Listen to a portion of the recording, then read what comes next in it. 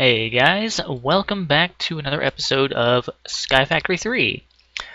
Alright, so I've spent pretty much all day here working on things, upgrading, getting some stuff automated, and I kind of lost track of time, so yeah, this video is going to be a little bit later than I expected it to be. But anyway, so I upgraded some of these storage chests to iron chests now that I have an easier way to get iron.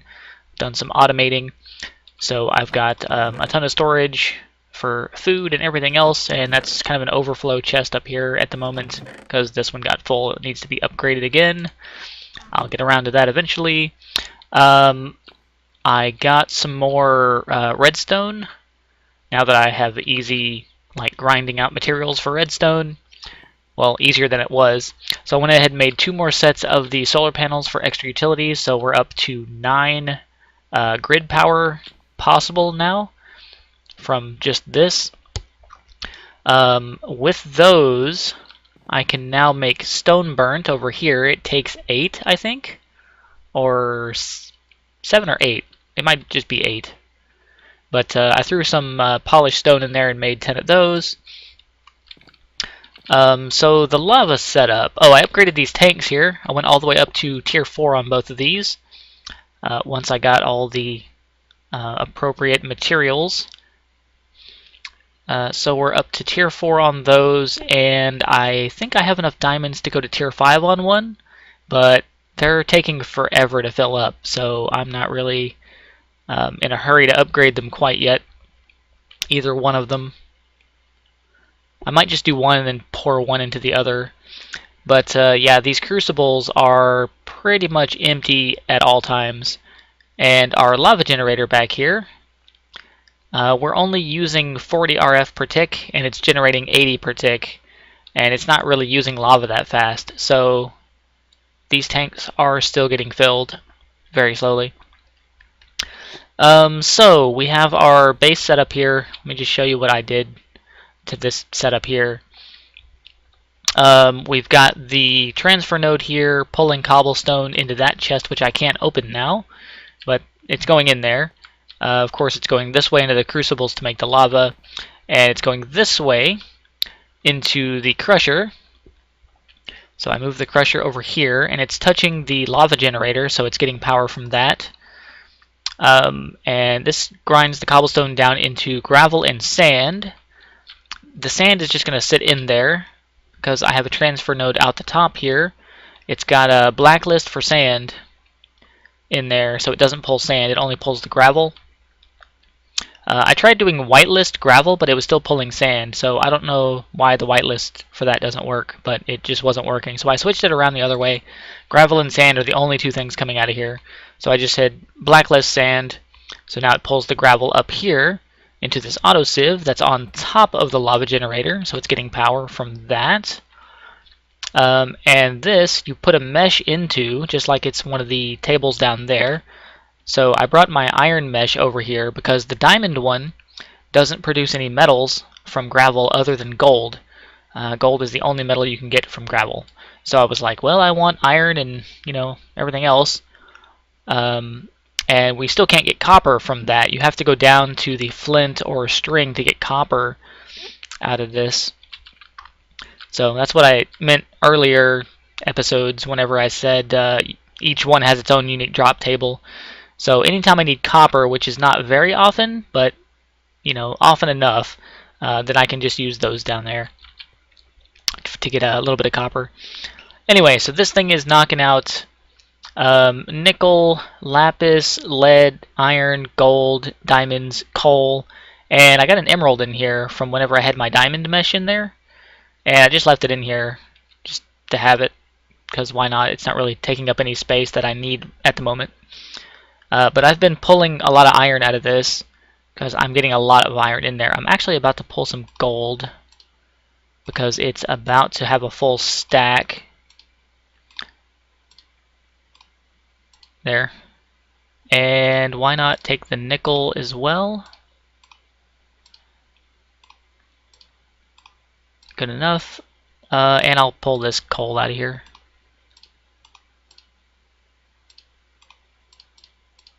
because that's a lot of coal. Not that I need it, but I don't want it taking up all the inventory in here when I leave it running like AFK or something. Anyway, it's not running right now because no gravel's going into there, because at night, this thing actually doesn't work now. The crusher does not work at night while this node has a interaction upgrade in it. If I take this out, then it will run, because it requires a 1 grid power to work, I think. Minimum of 1. And once the mining upgrade is in there, then it requires 1. So I'm producing 0 and need 1. The node, however, doesn't care day or night with the upgrade in there. It doesn't actually require power. So anyway, I'm going to be making a water mill, or a few water mills, when I get some more materials taken care of, and this will all be kind of a thing of the past. Or I could just make like 1 round of lunar panels, and that will generate 3 GP at night. Then I don't really have to worry about switching this thing out of here at night to run. Sun's on the way up anyway, so I'm just gonna put that back in there. Anyway, so I also made this alloy smelter here because I want to make the Ender IO conduits to move some items and fluids around, because these transfer nodes are kind of annoying. The Ender IO conduits are way more handy, useful. You don't have to have a separate item and pipe. The item and the pipe are the same. Like the connector and the pipe are the same. And they're really, really handy, useful, modular. They just take a little bit more difficult to acquire materials to make. So that's what the alloy smelter is here for. That's getting power from the lava generator as well. It's only going to use 20 RF per tick, so now we're up to 60 RF per tick if all of this is running at the same time, and so we still have a 20 RF per tick excess buffer of power. I don't have any battery or anything that's going to get that 20, but oh well. I'll figure out power storage later, I guess. It's not like I don't have an abundance of lava to run this thing off of, producing more than I need anyway. But to make the conduit that I want to start with, I actually want to make the pressurized fluid pipe conduit, duct, whatever it's called. And to do that, I have to use an alloy smelter with 12 nether quartz. Now, to get nether quartz, you have to sift soul sand, either in iron or diamond mesh. Well, my iron one is in there, but I want to use the diamond one. It's over here. It's right there still.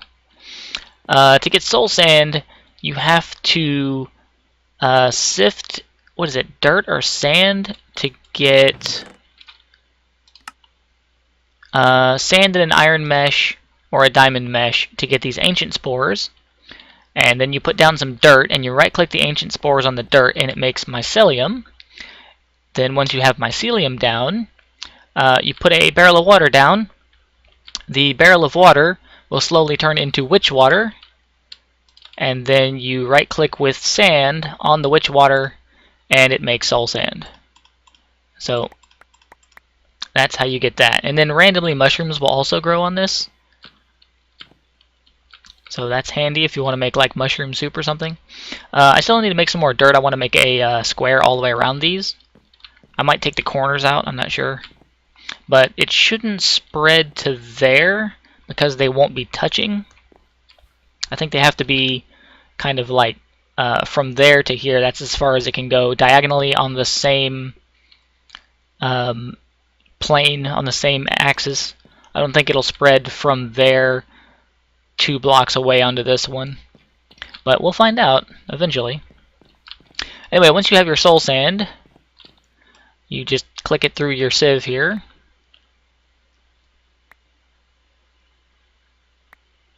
I think I only needed 2 more. I did this a few times already. And then you have your nether quartz. Yeah, I just needed 2 more. Let's put that other 2 out.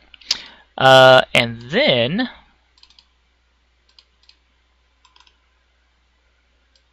there we go. You take all 4 of these. I think I have to make blocks out of them. Maybe, maybe not. But each 4 nether quartz will cook down into a hardened glass, fused quartz. Make sure this is on alloys only. That's actually not very slow. I thought it was slower than that. Doesn't take as long as I thought. Alright, fused quartz, and I need 3 of these.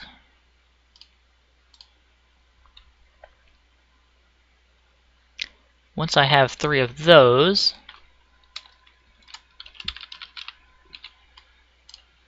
I will be making pressurized fluid conduit. I also need a conduit binder. So gravel, sand, and clay. Oh gee, I wonder where I'm going to get that. Well, let me just take some gravel. I need like 5. Let's just steal some cobblestone from here.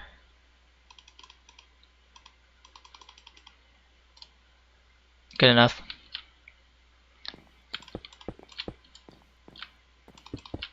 And we'll make some of our own here.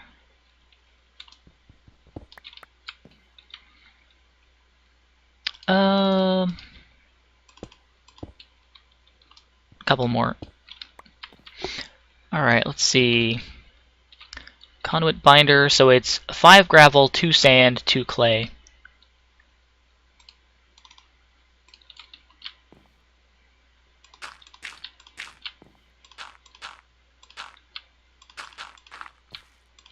I think I'll be making...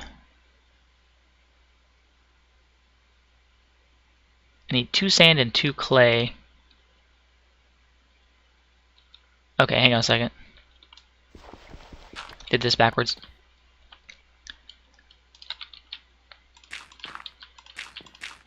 I'm gonna do 4. I need 1 more gravel so I can make this recipe twice. Okay. And I need 2 clay. I've got 3 there. Let's just take a block and break that down into 4. Alright. And like so. Yep. There we go. So I have 16 conduit binder. And then we cook that 2 whole pieces of coal. Let's grab our fused quartz like that. How many do I need? 6? Yeah. I could have also made a regular fluid conduit and saved on 4 quartz, but that takes fused glass anyway. Fused glass, but not... quite clear glass. Oh, you just cook 3 pieces of glass together. Okay. So I would just use like 3 sand instead of quartz, but whatever. I was going to need soul sand anyway. Alright.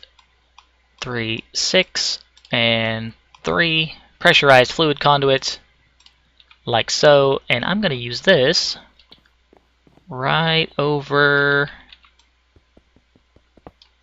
here. Right there. We're going to extract here always, insert there. So now our casting table will be automatic. And then I want to make item conduits. I don't know if I have the stuff to do that yet. I probably need ender pearls. Yeah, pulsating iron. 1 iron, 1 ender pearl. Do I still have that 1 ender pearl? I made the item collector. I don't know if I showed that off before, but I made the item collector and went ahead and upgraded it to the advanced, and I set it to a 10 by 10 by 10 radius. And then also a wolf spawned in here and killed the sheep, and a pig or two. And I went ahead and wiped out the rest of them because there's animals spawning in there on their own anyway when I'm over there. And I can always just make more if I need to. But, so we had a soul sand from a loot bag, which I can go ahead and sift that out. Or plant netherwort. I got netherwort from a bag. Slime ball, rotten flesh for days. Slime boots, I got a golden lasso, so that's cool. And I actually got an enderman head, which is awesome. That will save some time later. But I guess that enderman didn't drop... mini coal. The enderman didn't drop a pearl, I guess. Unless I already put it away somewhere. I did get a blue slimy dirt. So I can plant these 2 slime saplings now if I want to. I do have a use for slime if I need to make sticky pistons or whatever. I don't need to make the slime boots. I think I can use the blue slime as food also if I really need to. But anyway, I don't exactly need to. I'm getting tons of gunpowder. If I wanted to make a explosive generator, I've got plenty of fuel for that. That makes a whole lot of power, but again, I don't have any kind of battery for it. Let's go sieve out this soul sand and see what we get. I think either the string or the flint mesh gives you a pretty high chance of like seeds and stuff. Or these bushes here. Netherwort 40% chance. Ghost wood, blood wood, fuse wood, and dark wood, all 40%. And then each of the berries, 40% from string. Flint mesh is just 2 rolls of a 33% chance for flint. And diamond is a 75-38% 1-in-1 chance for quartz. And then a 2% chance of gas tiers. So I'm going to have to like really up my soul sand production game to get gas tiers. So let's run this through the string. What do we get here? A darkwood sapling, a stingberry bush, and it looks like it, yeah. Well, that's cool. That has the apples on it, eventually. I'm gonna just put those away for now. Maybe I'll use them later, maybe not. Let me put away the extra lapis, coal, conduit binder, don't need that faucet anymore. That fluid conduit, I've got 7. I could use it here in place of these, because these are a lot slower, I think. But they do have an inventory. Oh well, we'll have plenty of backstock. Let me go and knock these out.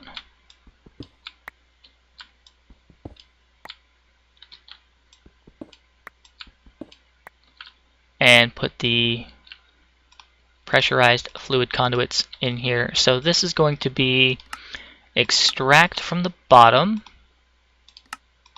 always active.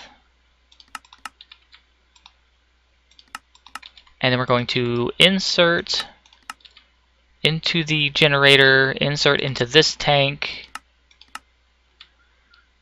and insert into this tank.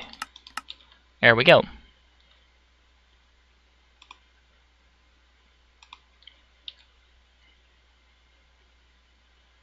I think that might run a bit smoother than these transfer nodes.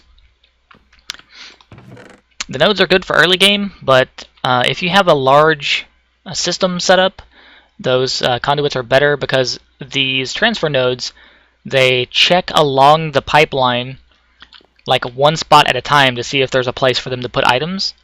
And the pipes actually have their own inventory space that the item like sits in, I'm pretty sure.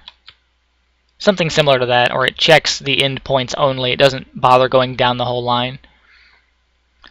So like in this case, this transfer node, if I look at it, see it shows here Z3, 0, 1, 2, and 3. So it's checking 4 different points here. It's checking 0, which is the same block that it's in, 1, 2, and 3 along the Z-axis. and it's checking each of those endpoints to see if it can place the item that it has in an inventory on that coordinate. So it's taking a lot of time to do that. If I had like one crucible and then like 5 extra spaces and another crucible, like 5 empty spaces, it would still check each one of those spots to see if there was an endpoint there, and then move on to the next one very slowly. Like you can see how slow it goes. So the larger system you set up with this, the slower it gets. Whereas these conduits, they stay good all the way into the end game. Maybe not like if you get into creative generation type situations, but they're still good like most of the way into the game. Let's see, anything else I need to mention? I still haven't done anything with that area back there. No idea what to do with that. I might set up refined storage and start it over there, and then just get rid of this thing that's right here in the middle of the walkway, and move all my storage into a refined storage. It's a lot easier than applied, what was it, AE, ME? The AE/ME system. It's way simpler. Whenever I first looked into it, I overthought it a lot. But now that I've built one and used one in the Hermit Pack, I understand how it works, and it's actually not that bad. So I just am going to need a lot more nether quartz and iron. So yeah, getting prepared to grind a lot of that out. Anyway, that's going to do it for this episode. If I skipped over anything that you guys noticed that you wanted me to talk about, or want me to look into a mod specifically that I haven't looked at or mentioned, let me know in the comments. And until next time, I will see you guys later. Thanks for coming by and watching, and have a good day.